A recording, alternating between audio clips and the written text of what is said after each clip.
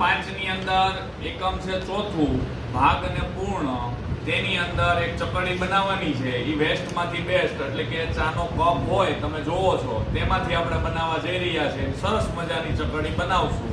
તો ચાલો મિત્રો જોઈએ. આપણે આવી જા ભાઈ નજીક. હવે આપણે જે ચાનો કપ લીધો હોય ને એને આ રીતે કટિંગ કરી દેવાનું છે. તમે જોવો છો તે રીતે કટિંગ કરી દેવાનું.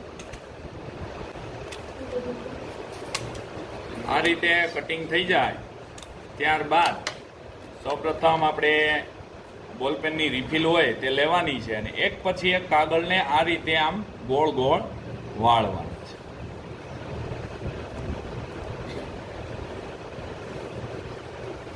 આ રીતે દરેકને વાળી દેવાના છે.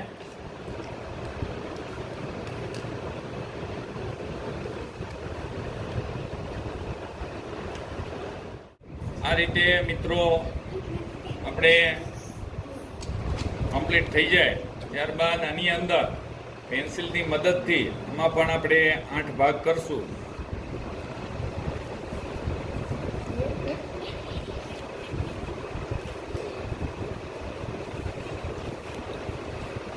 આ રીતે તમે 8 ભાગ કરી દો. ત્યારબાદ આપણે 2 ભાગની અંદર એક સરખો રંગ પૂરવાનો છે. ભાઈ નજીક લઈ આવો, હાવ રંગ પૂરતા હોય એવું દેખાય એમ.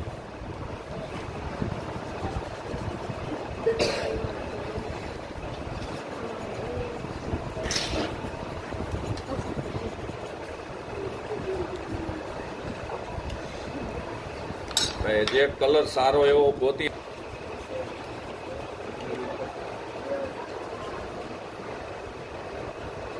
બળકો. આમાં આપણે લાલ રંગ કેટલા ભાગમાં પૂરેલો છે કોણ કહે છે? 2/8. હા, 2/8. ફેવિકોલ આપો તો. અને લાલ અને લીલો રંગ ઈ આપણે કેટલા ભાગની અંદર પૂર્ણ કરેલો છે કોણ કહે છે? લાલ ને લીલો બે ને ભેગો કરો તો કેટલા ખાના પેક કરેલા છે? 4/8. સરસ. જો આ રીતે એક સેન્ટરમાં હોલ કરી અને ત્યારબાદ આપણે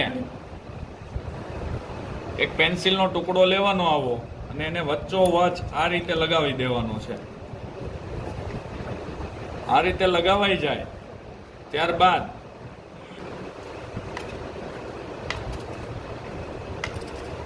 આ રીતે ચકડીને તમે કરે છે. ખૂબ સરસ. આપણી ચકડી તૈયાર છે. તો આવી જ લેસનની અંદર એક ચકડી બનાવી અને લાવવાની છે. ઓકે, ખૂબ સરસ. હાલો.